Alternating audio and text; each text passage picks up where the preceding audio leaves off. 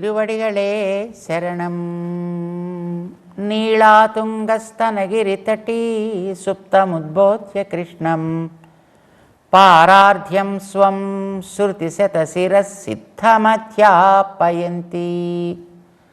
స్వోచ్ఛిష్టాయాం సృజ నిగళితం yeah బలాత్కృత్య భుంక్తే గోదా తస్యై నమ ఇదమిదం భూయ ఏవాస్తు భూయః. జై శ్రీమన్నారాయణ. ప్రియ భగవద్బంధువులారా,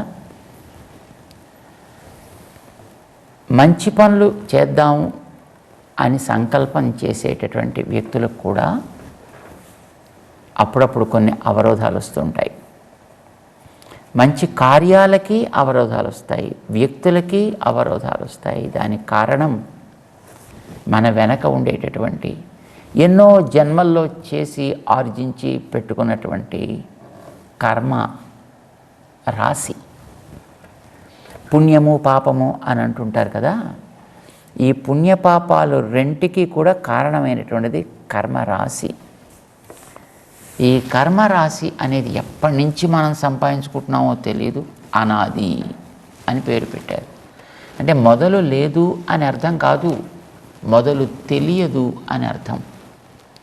అంటే ఎన్ని కోట్ల సంవత్సరాల నుంచి ఈ జీవుడు ఈ ప్రకృతిలో సంచరిస్తూ రకరకాల శరీరాల్లో తిరుగుతూ ఆయా శరీరాల ద్వారా చేసిన పనుల ద్వారా ఎన్నెన్ని కర్మ వాసనల్ని సంస్కారాలని చేర్చుకున్నాడు అనేటటువంటిది మనం చెప్పలేము అన్నమాట. కానీ అవన్నీ మనతో పాటు ఉంటాయి. ఇప్పుడు కూడా ఈ క్షణంలో కూడా మనతో పాటు అన్ని జన్మల సంస్కారాలు ఉన్నాయి. కానీ ఇవన్నీ ఇలా ఉన్నాయనే విషయం మనకి తెలియదు. ఎందుకంటే అవన్నీ కూడా కంప్యూటర్లో ఉండే సాఫ్ట్వేర్లో ఉంటాయి. అంచేత వాటికి బరువు అనేటువంటిది ఏమి ఉండదు. అంచేత మనం మోస్తున్నాం అనేటువంటి విషయం కూడా మనకు అవగాహనలో ఉండదు. శరీరాలు ఎలా వస్తాయి? ఆ కర్మల్లోంచి వాటి ప్రభావాన్ని బట్టి ఏ శరీరంలోకి వస్తే సులభంగా వాటిని ఆస్వాదించి అనుభవించి తొలగించుకోవచ్చో తెలిసినవాడు దేవుడు కనుక ఆయన వాటికి తగ్గట్టుగా ఒక దేహాన్ని ఇస్తాడు. ఆ దేహంతో మనం ఆ పనులు చేసి వాటిని తొలగించుకోగలిగితే తర్వాత మళ్ళీ పైకి వస్తాయి. లేకపోతే ఉన్న వాటితోటి మరిన్ని అక్కడ దానికి ఆ స్టోర్లోకి చేరుతూ ఉంటాయి అన్నమాట. ఇలాగా ఇచ్చేటటువంటి ఆ కర్మల్లో ఆ శరీరం కోసం ఇచ్చినవేవో వాటిని ప్రారబ్ధాలు అంటారు. వెనకాతల బోల్డన్ని స్టాక్ ఉన్నాయి కదా, వాటన్నిటి సంచితాలు అని అంటారు. అయితే మానవ శరీరానికి మానవ జన్మకి ఒక గొప్ప యోగ్యత ఉంది. తెలుసుకుంటే ఈ వాస్తవాన్ని ఇప్పుడు మనం చేసేటటువంటి ఒక పని వల్ల గతంలో ఉండేటటువంటి ప్రాచీన కర్మ వాసన సంస్కారాలు అన్నింటినీ కూడా తొలగించుకోవచ్చు. రాబోయే వాటిని మన దగ్గరికి రాకుండా దూరంగా పెట్టచ్చు. ఉన్న వాటిని కూడా ప్రభావం మన మీద చూపించకుండా ఉండేట్టుగా చేసుకోవచ్చు. పుణ్యపాపే తథా విద్వాన్ పుణ్యపాపే విధూయ నిరంజన పరమం సామ్యం ఉపైతి అంటుందన్నమాట. ఇలాగా పాపాలన్నింటినీ కూడా తొలగించి వీడిని నిరంజనుణ్ణి చేసి ఏ రకమైనటువంటి పైన కర్మపు పూత లేకుండా శుద్ధి చేసి అప్పుడు తన దగ్గర అలాంటి జీవుడు తన దగ్గర తీసుకుపెడతాను అని అంటాడన్నమాట భగవంతుడు. ఇలాగా కర్మలు రకరకాలుగా ఉంటాయి. ఇందులో ఏ కర్మలు మనం చేసే పనులకి అడ్డినా అడ్డచ్చు. కానీ మరి భగవంతుడికి శరణాగతి చేసి ఆయన మన కర్మల్ని పూర్తిగా తీసి పారవేసేటట్లుగా చేయాలని మనం చేయవలసిన పని ఏమిటి? చాలా సులభం అండి. గోదాదేవి చెప్తోంది మనకి ఈ 5వ నాటి పాసురంలో. ఏం చెబుతోంది? ఒక్కసారి మనం కనుక ఆ మాటని అన్నట్టయితే, ఒకటి తూయో మాయి వందు, మనకి అటువంటి శుద్ధి కావాలి. ఏం పర్వాలేదండి చేసేస్తాం, బ్రహ్మాండంగా మా దగ్గర మంచి ట్యాప్స్ ఉన్నాయి, బ్రహ్మాండంగా దాంట్లో మొత్తం మునిగేసి స్నానం చేసేస్తాం అని నీళ్ళు అలా పెట్టుకుంటాం, శుద్ధి అయిపోయి వచ్చేస్తాము. బాహిరమైనటువంటి శరీర శుద్ధి కాదు, మానసికమైనటువంటి శుద్ధియే నిజమైనటువంటి శుద్ధి. మానసిక శుద్ధి అంటే ఏమిటి? మానసిక శుద్ధి అంటే భగవంతుడు తప్ప మనకి వేరొకటి పొందతగినది కాదు అనే నిర్ణయం మనకు ఉండాలి మొట్టమొదట. లోకంలో మనకుంటాయి కదండి, నాకు ఇది కావాలి, అది కావాలి, అది కావాలి, ఇవన్నీ మళ్ళీ పోతూనే ఉంటాయి. పోతే మళ్ళీ ఏడుపు ప్రారంభం, మళ్ళీ అడుక్కోవడం ప్రారంభం, మళ్ళీ పోతుంటే మళ్ళీ అడుక్కోవడం ప్రారంభం. జీవితం అంతా అడుక్కోవడంతో వీడి బతుకు చల్లారుతుంది. కానీ అలా ఒకసారి ఒకటి అడిగితే ఇక ఎప్పుడు ఏది అడగాల్సినటువంటి అవసరం లేకుండా ఉండేటటువంటి పురుషార్థాలు ఉంటాయి. అదిగో అది మనవాళ్ళు కోరుకునేదన్నమాట. అది మన వాళ్ళకి కావలసింది. ఎవడైతే అలాంటివి కోరుతాడో అలాంటి వాడికి ఆధారం ఏమిటి, వాడికి సాధనం ఏమిటి? Very simple. వాడికి పెద్ద చేయవలసినటువంటి యోగాలు, యాగాలు, తపస్సులు, జపాలు, చెప్పు భగవంతుడి నామం చెబితే చాలు, నామ సంకీర్తన చేస్తే చాలు, అన్ని ఫలితాలు వాడికి వస్తాయి. అయితే నామ సంకీర్తన చేసేది ప్రేమతో చేయాలి. ఏమవుతుంది దానివల్ల? ఇవన్నీ కూడా నిప్పుల్లో వేసిన దూది ఎట్లాగైతే రూపు కూడా లేకుండా మొత్తం కాలి బూడిదైపోతుందో, వీడిలో ఉండేటువంటి దోషాలు అన్నీ కూడా అట్లాగే రూపు మాసిపోయి వీడి మీద ఏ ప్రభావాన్ని చూపించకుండా పోతాయి. ఇది మనకు ఆశ్చర్యం అనిపిస్తుంది. ఏమిటండి పెద్ద యాగం, పెద్ద జపం, పెద్ద యోగం, పెద్ద హడావుడి, ఇంతేం లేకుండా అసలు అందులోంచి ఏం పుడుతుందండి, ఏం చేస్తుందండి, అమ్మో అని అనిపిస్తుంది మనలాంటి అల్పమైనటువంటి దృష్టి కలిగిన వ్యక్తులకి. కానీ ఆయన శబ్దానికి, ఆయన నామానికి ఉండే శక్తి ఆయన కంటే మించిన గొప్పదండి. ఆయన్ని పట్టుకోవడం కూడా కష్టమే, ఆయన దరికి చేరడం కష్టం. ఎప్పుడెప్పుడో ఒకసారి అవతారాలు ఎత్తినప్పుడు కొన్ని సందర్భాల్లో రాముడు అయ్యాడు అనుకోండి, అడవిలోకి వచ్చినప్పుడు గుహుని చూశాడు, అడవిలోకి వస్తే శబరిని చూశాడు, అడవిలోకి వస్తే కోతులకు కనిపించాడు ఆయన.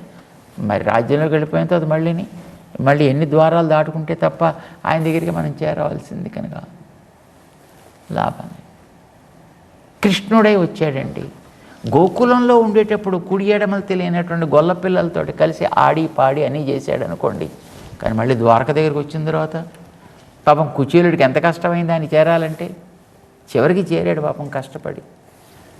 చేత అవతారాల్లో ఎక్కడైనా సరే విభవాలు అంటుంటారు కదా, వాటిని విభవాల్లో కానీ క్షీరసాగరంలో కానీ వైకుంఠంలో కానీ దరికి చేరడం అనేది అసంభవం అండి, అసాధ్యం అండి. చివరికి గుండెల్లో ఉండే అంతరాత్మని కూడా చేరడం చాలా కష్టం. కానీ మన కోసం ధరించినటువంటి రూపం, విగ్రహ రూపం ఉంటుంది చూడండి, అర్చ అవతారం అని అంటామే, అర్చ విగ్రహము అని అంటామే. ఇలాంటి అర్చగా ఆయన వచ్చి మన కోసం ఉన్నప్పుడు ఇంక ఎక్కడికి పోడు, ఎప్పటికీ పోడు. మనమే తీసుకెళ్ళి బయట పారిస్తే ఆయన ఏం చేయలేడు. పాపం కౌసల్యాదేవి బాధపడుతున్న సన్నివేశాన్ని చెప్తారండి. ఏమయ్యా, ఏం చెప్పి కట్టాడయ్యా నీ చేతికి ఈ పెద్ద మనిషి ఈ కంకణాన్ని? కాంతార కంద ఖననం రచయేతి నూనమాబద్ధవాన్ ప్రతిసరం భగవాన్ వశిష్ఠ. పట్టాభిషిక్తుడు కాదు, అడవులు పడి తిరగవయ్యా నీ చేతి కంకణం కట్టాడా ఏమిటి అని అడుగుతుందండి కౌసల్య. సో రాముడు లాంటి వాడికి అనుకున్న కార్యం జరక్క విఘ్నం వచ్చింది.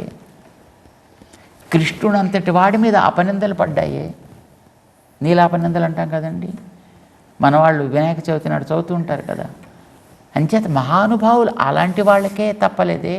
మరి మనలాంటి సామాన్యులం ఈ వ్రతం చేసి కృష్ణానుగ్రహం పొందాలి అంటే మాటలా ఏంటి, ఎన్ని అవరోధాలు వస్తాయో ఏమిటో, ఎన్ని ఇబ్బందులు కలుగుతాయో ఏమిటో అని పాపం వాళ్ళంతా భయపడిపోతుంటే గోదాదేవి వాళ్ళందరినీ దగ్గర తీసుకుని ఒకసారి భుజాలు తట్టి, ఏం భయపడకండరా, మీ అందరికీ కూడా అన్ని రకాలైనటువంటి లోపాలు తొలగి మంచి అందమైనటువంటి స్థితి మీకు అందరికి కలిగించడం కోసమనే ఆయన వస్తాడు.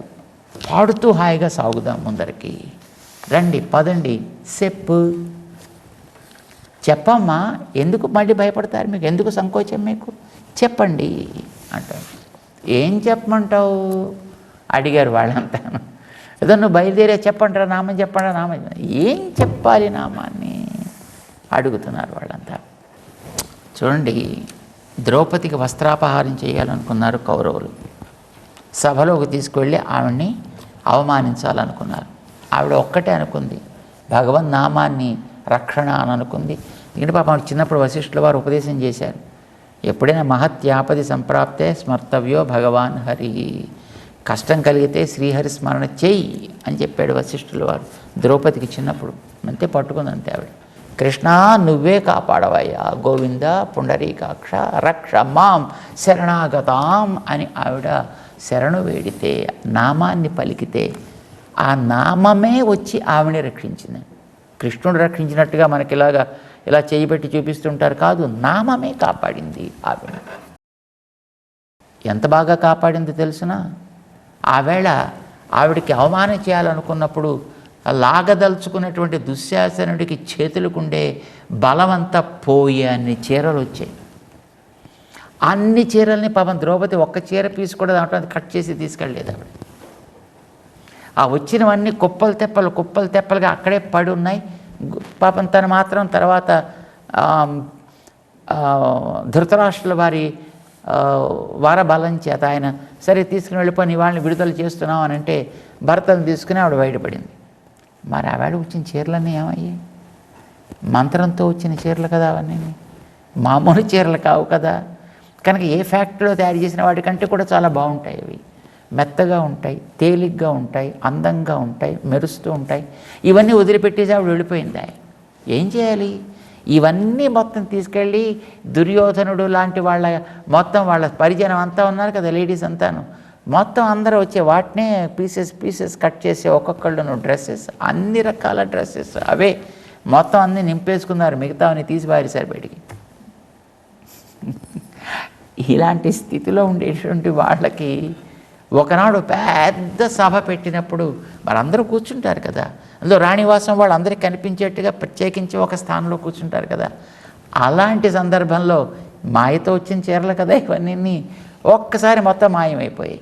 ఒక్కళ్ళకి అవమానం చేయాలి అని అనుకుంటే మొత్తం ఇందరికీ కూడా అవమానం ఏర్పడే స్థితి ఎక్కడుందని అడగండి. నామానికి ఉండే శక్తి అట్లాంటిదని చెప్తున్నాం. భగవన్నామానికి ఉండేటువంటి వైభవం అది. అవమానం చేయాలనుకునే వాడికే అది తగిలేట్టుగా చేసే గొప్ప ప్రభావం మంత్రాంది. కనుక ఆయన నామాలు చెప్దాం, మనమంతా నిస్సంకోచంగా చెప్పండి. చెప్పు మరి ఏం నామాలు చెప్పాలో అన్నాడు. గోదాదేవి చెప్తోంది, అవి ఎలా చెప్పాలో కూడా చెప్తాను. 5వ పాట తిరుప్పావై, అందరం కలిసి పాడతాం. ఆండాళ్ తిరువడిగళే శరణం మాయనై మన్ను వడ మధురమైందనై தூய பெருநீர் யமுனை துறைவனை ஆயர் குலத்தினில் தோன்றும் மணி விளக்கை தாயை குடல் விளக்கம் செய்த దామోదరనై. 5 మంత్రాలు చెప్పింది గోదావరి. అద్భుతమైన మంత్రాలు ఇవి. సృష్టి ఆరంభం దగ్గర నుంచి మన కంటికి కనిపించేంత వరకు, మన ఇంట పూజలు అందుకునేంత వరకు, మనం పెట్టింది తింటూ మన మధ్య ఉండే రూపం దాకా, అర్చ విగ్రహం దాకా ఆయనలో ఉండేటటువంటి ప్రభావాన్ని అంతటిని మొత్తం 5 మంత్రాల్లో ఇమిడ్చి చెప్పిన గోదాదేవికి చేతులెత్తి నమస్కారం పెట్టాలి మనం. ఏమేమిటవి? మాయనై, మాయా, ఇది చాలా పెద్ద ప్రమాదకరమైన పదం చూడండి. ఆయన మాయావి. ఏమిటి మాయావి అని అంటే ప్రకృతికి నియంత. చాలామంది అనుకుంటారు ఈ ప్రపంచం అంతా మాయా. మాయ పదం కరెక్ట్, పాపం అర్థం తెలియదు వాళ్ళకి. మాయ అంటే ఉన్నట్టు కనిపిస్తుంది, చూస్తే ఏం లేదు, అది మాయ అంటారు. తప్పు. నీ బుద్ధికి అందనంత గొప్పది అని అర్థం. గింజ వేశాం, చెట్టు వచ్చింది, ఎలా వచ్చిందో నీకు తెలియదు, అది దానికి ఉండే గొప్పతనం. ఆశ్చర్యకరమైన శక్తి కలది అని అర్థం. మన బుద్ధికి అందనంత గొప్పతనం కలది. అది ఈ ప్రకృతిలో ప్రతి అణువణువున ఉంటుంది. మేఘాలు చూడండి ఎంత నీటిని తమలో మోస్తున్నాయి, కింద పడిపోవటం లేదు సుమా. సముద్రంలో ఎంతెంత అలలు వస్తాయి, ఒడ్లు మునిగిపోవటం లేదు సుమా. ఇంద్రధనస్సు ఎట్లా వస్తుంది ఆకాశంలో, ఆశ్చర్యం కదా. ప్రతిదీ ఆశ్చర్యమే ఈ ప్రపంచంలో. ఇది మన బుద్ధికి అందదు, భగవంతుడికి తెలుసును, తయారు చేసేవాడు ఆయన. చేత ప్రకృతికి మాయా అని పేరు, దాన్ని నడిపేటటువంటి పరమాత్మకి మాయావి అని పేరు. ఆయన నామని చెప్పండి. ఈ ప్రకృతికి అంతటికి కూడా జగత్ కారణమా, మూల పురుషుడా, మాయనై, ఇది ఒకటి. అయితే అక్కడెక్కడో ఉంటే మనకేం లాభం, మన దగ్గరికి రావాలి కదా. మన్ వడ మధురమైందనై, మన కోసం అవసరమైనప్పుడు వస్తాడండి. స్థిరముగా మన్ను మధురమైందనై, మధురా నగరానికి యువరాజుగా వచ్చాడైనా, మధురా నగరపు బలశాలిగా వచ్చాడైనా. ఇది రెండవ నామం. మధురా నగరంలో అవతరించిన బలశాలి. ఏమిటైన బలం? పుట్టగానే తల్లిదండ్రుల యొక్క చేతులకి కాళ్ళకి ఉండే సంఖ్యలని పెకలించి పారవేశాడు, తొలగించి పారవేశాడు ఆయన. ఎంత బలం ఉండాలి! 15 ఏళ్ల తర్వాత మళ్ళీ అక్కడికే తిరిగి వచ్చి దాన్ని పరిపాలించే రాజు అయినటువంటి కంసుణ్ణి లాగి ఒక్కసారి సంహరించి పారవేశాడు. ఎంత బలం ఉండాలండి! ఇది ఆయనకు ఉండేటువంటి బలం. మన్ను వడ మధురమైందనై, మధురా నగరానికి చెందిన బలశాలి. భగవంతుడి అవతారాలు చాలా వరకు అక్కడే వచ్చినట్టుగా మనకి చరిత్ర చెప్తోందండి. వామనుడి దగ్గర నుంచి అక్కడే పుట్టాడు ఆయన సంబంధం ఎప్పుడూ ఆ ప్రాంతానికి ఉందన్నమాట. అలాంటి స్వామి, ఆయన నామని చెప్పండి. అంతేకాదు, తూయ పెరు నీరు యమునై తురవనై, తూయ పరిశుద్ధమైనటువంటి, పెరు నీరు లోతైన నీరు కలిగినటువంటి, యమునై తురవనై, యమునా తీర విహార రసికుడు ఆయన. ఎందుకు? నీళ్లు పట్టుకెళ్ళడానికి గోపికలు వస్తారు, అక్కడే దొరుకుతారు వాళ్ళు. అంచేది ఎక్కడికో పెడితే వాళ్ళు దొరకరు కదా, అందుకు ఆ తీరంలో విహరిస్తూ ఉంటాడట ఆయన. ఈ ప్రకృతి మండలంలోకి ఆయన ఎప్పుడు వస్తుంటాడు. ఈ ప్రకృతి మండలంలోకి రావడానికి కాలం అనే ఒక పెద్ద ప్రవాహమే యమునా నది. ఆ యమునా తీరంలో ఆయన అప్పుడప్పుడు వచ్చి అవతరిస్తూ ఉంటాడాయన, అక్కడక్కడ విహరిస్తూ ఉంటాడాయన, అక్కడే లభిస్తాడాయన. అలాగా యమునా తీర విహార రసికుడై ఉంటాడాయన. తూయ పెరు నీర్ యమునై తురవనై. ఏం చేస్తాడు అలా విహరిస్తూ? ఆయర్ కులత్తినిల్ తోన్రుం మణి విళక్. యమునా నీరు చాలా పవిత్రమైనది. గోదావరి నీళ్ళ కంటే అంటారు ఇక్కడ. ఎందుకంటే గోదావరి నీళ్ళని రాముడు అడిగాడు, గోదావరి సీతమ్మ జాడ చూసావా? మాట్లాడలే. కానీ యమునా నది అలా కాదండి. కృష్ణుడిని పట్టుకుని వాళ్ళ నాన్నగారు వస్తుంటే దారి ఇచ్చి ఆవలిగట్టుకు వెళ్ళి మళ్ళీ ఈవలిగట్టుకు రావడానికి తోడ్పడింది ఆనాటి చీకట్లో ఆ రోహిణి అష్టమి నాడు. ఎంత గొప్పదండి అన్నది. అది దానికి ఉండే గొప్పతనం. కృష్ణుడు అక్కడే తిరుగుతూ ఆ నీళ్లల్లో తన యొక్క అధరామృతాన్ని ఆస్వాదింపచేసినటువంటి నీరది కనుక చాలా పవిత్రమైంది. ఏం చేస్తాడు అక్కడుండి? ఆయర్ కులత్తినిల్ తోన్రుం మణి విళక్. ఆయర్ కులం అంటే గొల్ల కులంలో, ఈ యాదవ వంశంలో ఆయన అవతరించి వారందరి ప్రభావాన్ని లోకానికి చాటాడు ఆయన. మణివిళక్, మణిదీపము అంటారు. మామూలు దీపాలంటే నూనె పోయాలి, కాలిపోతే ఒత్తులు వేయాలి, అవి కూడా కాలిపోతే మళ్ళీ ఇంక దీపం ఆరిపోతుంది. ఇది ఆరే దీపం కాదు, ఇది మణిదీపం. మణి దీపాన్ని ఎవరు కాంతి ఇవ్వక్కర్లే, దానికే ఉంటుంది, సహజంగా ఉంటుంది, పెరుగుతూ ఉంటుంది. ఇలాగా సహజమైనటువంటి కాంతి కలిగినటువంటి మణి వంటి వాడాయన.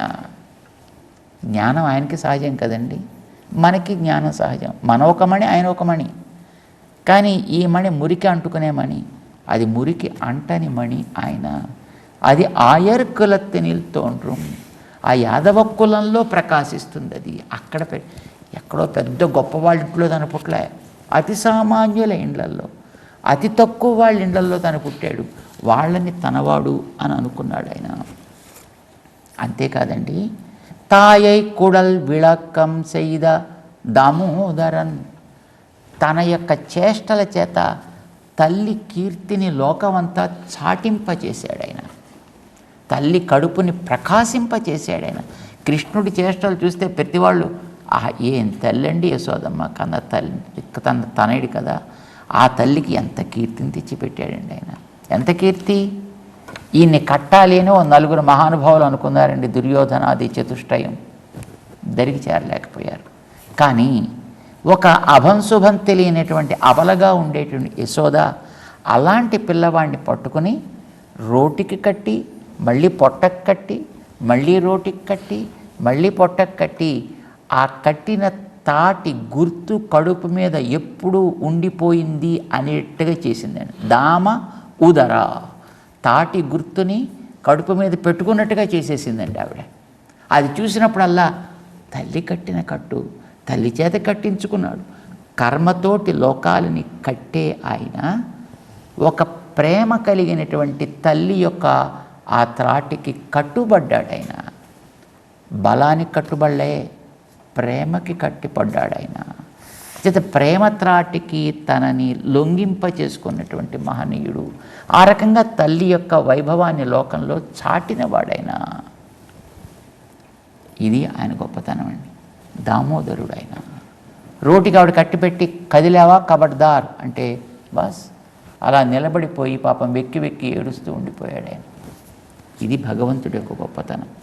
లోకంలోకి వస్తాడు, అవతరిస్తాడు, కానీ సామాన్యులకు కూడా అందుబాటులో ఉండేటట్లుగా యశోద యశస్సునిచ్చే ఒక మంత్రం అనేటటువంటి దానికి ఆయన ఒక మనం తయారు చేసిన వస్తువుకి తనని కట్టించుకుని ఉండిపోతాడు. నువ్వు బంగారంతో చేస్తావా, వెండితో చేస్తావా, కర్రతో చేస్తావా, రాతితో చేస్తావా, కాగితంతోనా, బట్టతోనా, మట్టితోనా, పసుపుతోనా, ప్రశ్నే లేదు. నువ్వు ఒక రూపాన్ని కల్పించి ఇందులో కృష్ణ నువ్వు ఉండు, నారాయణ అనే మంత్రాన్ని తీసుకుని దాన్ని కనుక నువ్వు అక్కడ ప్రార్థన చేస్తే ఇదే నా దివ్యమంగళ విగ్రహం అని అనుకుంటూ దాని ద్వారానే ఆయన అందరినీ అనుగ్రహిస్తానని చెప్పాడు భగవద్గీతలో. ఏ యథా తాను తథైవ భజామి. దామోదరుడు ఆయన అర్చామూర్తి. దామోదరుడు అంటే కనుక ఎక్కడ ప్రకృతికి మూల కారణం, ఎక్కడ విగ్రహ రూపంలో ఉన్నవాడు అని 5 రూపాలని గోదాదేవి చూపించి ఈ నామాలు చెప్పండి అంతే, మనకి మొత్తం తత్వం అంతా తెలిసిపోయినట్టే. కానీ చెప్పేటప్పుడు మాత్రం తూయో మాయి వందు, మనస్సులో ఇతరమైనటువంటి శంకలు ఉండద్దు, ఆ ఇతర సందేహాలు అనే మురికి లేకుండా మనం పరిశుద్ధులం కావాలి. ఏం చేయాలి? తూ మలర్ తూవి, పరిశుద్ధమైనటువంటి పుష్పాలని ఆయన దగ్గర మీరు ఎలాగైనా వేయండి, ఏం పర్వాలేదు. లేదు ఇలా తీసి ఇలానే వెయ్యవలను నియమం అన్నమాట వాస్తవం. కానీ ఆ ప్రేమతోటి నువ్వు ఎలా వేసినా ఆయన శిరసా తీసుకుంటాడండి. అది లేకుండా నువ్వు ఎంతలా వేసినా పాదాలతోటి దూరంగా తన్ని పారవేస్తాడు ఆయన. అంచేత ఆ ప్రేమతోటి వేయండి. తూ మలర్, మంచి పుష్పాలు, ఎక్కడికో వెతకక్కర్లే, పైసలు ఇచ్చి కొనక్కర్లే, మనలోనే ఉంది ఒక హృదయం అనే కమలం, అర్పించండి దాన్ని ఆయనకి. మనలోనే ఉన్నాయి అహింసాది గుణాలు, అర్పించండి ఆయనకి. తూ మలర్ తూవి, వాటిని ఆయన దగ్గర చల్లండి చాలు అంతే. తొழுదు, ఒక్కసారి చేతులు ఉన్నాయి, ఎవరి పర్మిషన్ అక్కర్లేదు, 2 దగ్గరే తోర్చండి, చక్కగా శిరస్సు ఉంచండి, తొഴുదు, నమస్కరించండి. పాప అయ్యయ్యో చాలునయ్యా, నువ్వెందుకే అంత కష్టపడతావు అని మనం ఏదో పర్వతాలు ఎత్తీసాము అన్నట్టుగా పాపం ఆయన బెంగపడిపోయి చాలు అంటాడండి. నోరుంది కదా, ఎవరు చెప్పక్కర్లేదు కదా, నాలుగు ఉంది కదా, ఎవరి పర్మిషన్ అక్కర్లేదు కదా, వాయినాల్ పాడి, ప్రేమతోటి నోరున్నందుకు పాడండి చాలంతే. మాకు సంగీతం రాదండి, నేర్చుకోలేదండి, నోరుంది కనుక పాడండి. ఏది పాడితే అదే సంగీతం, ప్రేమతోటి పాడిందే పాట. ఉయ్యాల్లో పడుకోబెట్టిన పిల్లవాడికి అమ్మ సంగీతం వచ్చి పాడదు, కానీ ఆవిడ పాటకి ఆయన హాయిగా నిద్రలోకి చేరుకుంటాడు. మామూలుగా అయితే మనస్సులో ముందర సంకల్పం కలగాలి, అప్పుడది మాటగా పైకి రావాలి. కానీ ప్రేమతోటి ముందుది వెనక, వెనకది ముందు, ముందు మాట తర్వాత మననం, ఏం పర్వాలేదు. ఇలా మనం ప్రేమ పారవస్యంతో విదురుడర్పించినటువంటి ఆతిథ్యంలాగా తొక్కలిచ్చాడు పాపం మండ్లు పారేసి. ఏది ముందు ఏది వెనక ఆయనకు తెలియకుండా అయిపోయింది. అలాంటి పారవస్యం కలిగితే ఏమవుతుందో తెలిసిన ఆ నామ ప్రభావం చేత, అలాంటి నామ ప్రభావం చేత పోయే పిഴയും ప్రాచీనంగా సంపాదించి పెట్టుకున్న కోట్లాది జన్మల పాపాలన్నీ కూడా పోతాయి. పుగుదరువా నిన్రనవం, రాబోయేటటువంటి ఆగామి కర్మలంటారే, ఆగామి పాపాలంటారే, అలాంటివన్నీ కూడా రాకుండా మొత్తం తొలగిపోతాయి. ఏమవుతాయి అవన్నీ? ఎక్కడికో పోవు కదా, అవశ్యం అనుభోక్తవ్యం అంటారు కదా కర్మలన్నింటినీ, ఏవైనప్పటికీ ఉంచాలి నిజమే, కానీ నీ దగ్గరికి రావు. తీయి నిల్ తూసాగం, నిప్పుల్లో వేసినటువంటి దూది పింజలాగా కనిపించకుండా పోతాయి, నీ దగ్గర కనిపించవు. నిన్ను ద్వేషించిన వాళ్ళకి, నిన్ను ప్రేమించిన వాళ్ళకి అన్నీ చేస్తాడు, నిర్లిప్తుడిగా చేస్తాడు, తన సన్నిధానానికి నిన్ను చేర్చుకుంటాడు ఆయన. నిస్సంకోచంగా, నిస్సందేహంగా, ఏమాత్రము మీలో ఏ రకమైనటువంటి సందేహానికి అవకాశం ఇవ్వకుండా చెప్పు, హాయిగా నామాన్ని చెప్పండి.